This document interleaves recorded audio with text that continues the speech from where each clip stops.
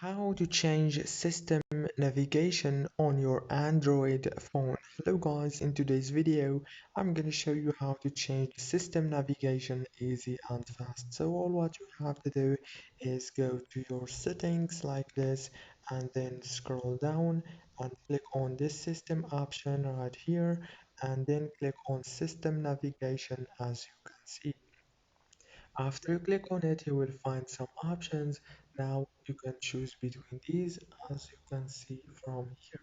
For example, you can choose this one or you can choose this or any of these.